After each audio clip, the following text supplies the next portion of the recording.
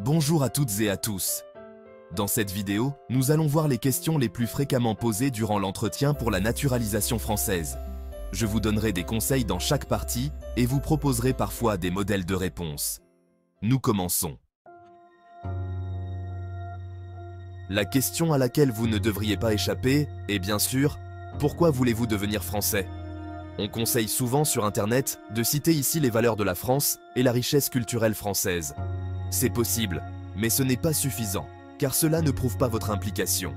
Vous devez montrer que vous êtes vraiment devenu français et expliquer qu'aujourd'hui, vous vous sentez plus français que votre nationalité d'origine. Vous devez expliquer pourquoi vous vous sentez français et montrer qu'il n'existe pas d'autre alternative pour vous. Êtes-vous marié? Avez-vous un compagnon ou une compagne? Ici, si vous êtes en couple, rappelez-vous qu'il est préférable que votre conjoint vive avec vous. En effet, s'il ou elle vit dans votre pays d'origine, on pourrait vous reprocher de ne pas résider en France, mais d'y être seulement domicilié, puisque vos liens familiaux seraient alors dans un autre pays.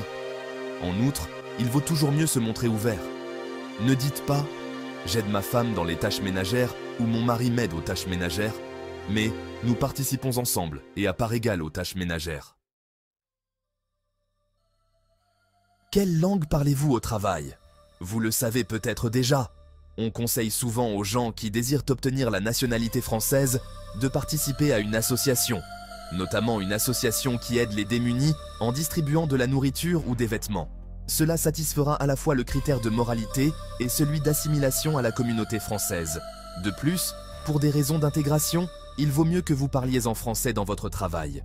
Même si ce n'est pas tout le temps le cas, il est préférable que vous mettiez en valeur les tâches pour lesquelles vous utilisez le français. Pendant combien de temps avez-vous étudié le français? Pour obtenir la nationalité française, il faut avoir au minimum le niveau B1.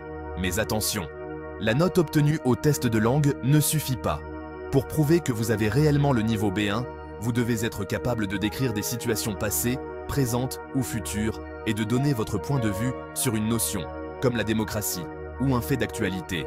Si vous avez des doutes sur votre niveau de français réel, vous pouvez préparer l'entretien avec un professeur de FLE, français langue étrangère, et dire pendant l'entretien que vous êtes en train de prendre des cours pour essayer d'atteindre rapidement le niveau B2.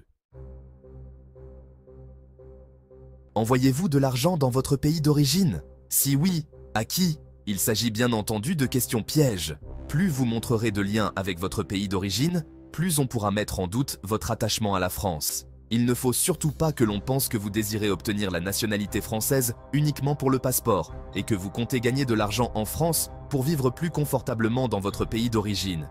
Vous n'avez pas besoin de dire que vous n'avez plus aucun lien avec votre pays d'origine, mais il ne faut pas que ces liens paraissent plus importants que les liens qui vous rattachent à la France.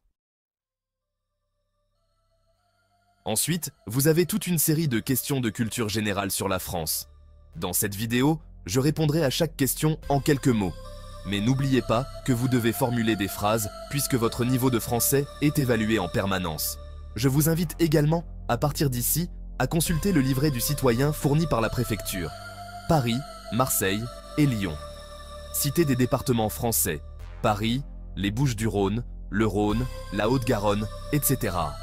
La Guadeloupe, la Martinique, la Guyane, la Réunion et Mayotte. L'Île-de-France, l'Auvergne-Rhône-Alpes, la Provence-Alpes-Côte d'Azur, l'Occitanie, etc. La commune, le département et la région. La Loire, le Rhône, la Seine, la Garonne, etc. Les Alpes, les Pyrénées, le Jura, les Vosges et le Massif central.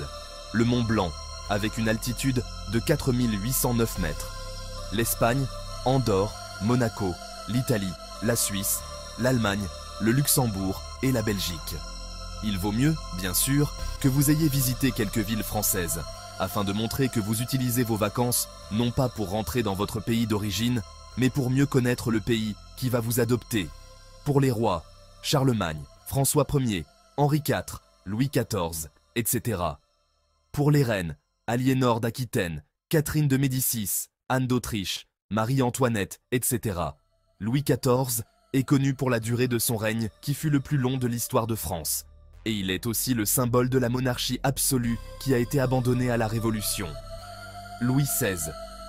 La révolution a débuté le 5 mai 1789 avec l'ouverture des États généraux et elle s'est terminée le 9 novembre 1799 avec le coup d'État du 18 Brumaire de Napoléon Bonaparte. Quand a été adoptée la Déclaration des droits de l'homme et du citoyen? Le 26 août 1789. Napoléon Bonaparte. Première guerre mondiale, du 28 juillet 1914 au 11 novembre 1918. Seconde guerre mondiale, du 1er septembre 1939 au 2 septembre 1945. Jean Moulin est considéré comme l'un des principaux héros de la résistance. Il a été envoyé en France par Charles de Gaulle pour unifier les mouvements de la résistance, mais il a été arrêté par la Gestapo, puis torturé, et il est mort dans le train qui le transportait en Allemagne. Charles de Gaulle était un militaire, résistant et homme politique français. Il est l'instigateur de la Ve République et a été son premier président de 1959 à 1969. La Tour Eiffel, le château de Chambord, le palais idéal du facteur Cheval, le pont du Gard, etc. Le 9 décembre 1905. L'histoire est un domaine très vaste. Vous devez connaître les informations indiquées dans le livret du citoyen. Et vous devez également montrer que vous vous intéressez à l'histoire de France. Il serait donc bon que vous connaissiez d'autres informations et que vous vous documentiez sur quelques événements plus en détail. En outre, vous devez connaître les célébrations du calendrier, telles que le 14 juillet, le 11 novembre, etc. Molière, Victor Hugo, Albert Camus en littérature Delacroix, Cézanne, Monet en peinture, etc.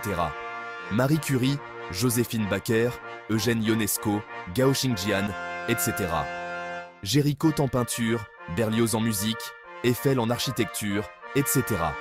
Le Malade imaginaire de Molière, Le mariage de Figaro de Beaumarchais, Notre-Dame de Paris de Victor Hugo, L'étranger d'Albert Camus, etc.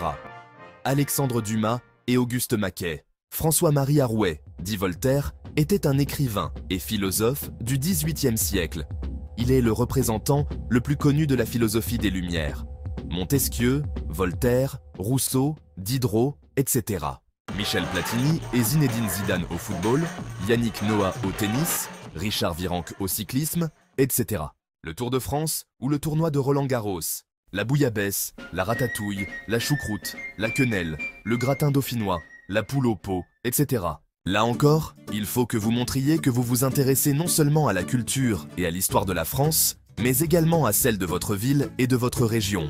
Par exemple, si vous vivez à Toulouse, vous devez savoir que la violette est la fleur qui symbolise cette ville, et que le cassoulet en est l'un des plats les plus connus. L'instruction est obligatoire pour tous les enfants, français et étrangers, à partir de 6 ans et jusqu'à l'âge de 16 ans révolu.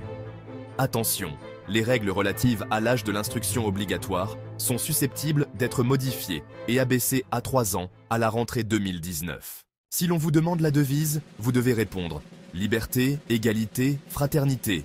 Mais si l'on vous demande les valeurs, vous pouvez ajouter à ces 3 notions la laïcité. Attention, on peut vous demander de définir ces termes. Non, car la liberté des uns s'arrête là où commence celle des autres. La laïcité est le principe de séparation de la société civile et de la société religieuse. Elle permet la liberté de conscience, c'est-à-dire de croire ou de ne pas croire, et l'égalité devant la loi, quel que soit son rattachement ou non à une religion. La démocratie est un régime politique dans lequel les citoyens ont le pouvoir. Elle peut être directe, participative ou représentative.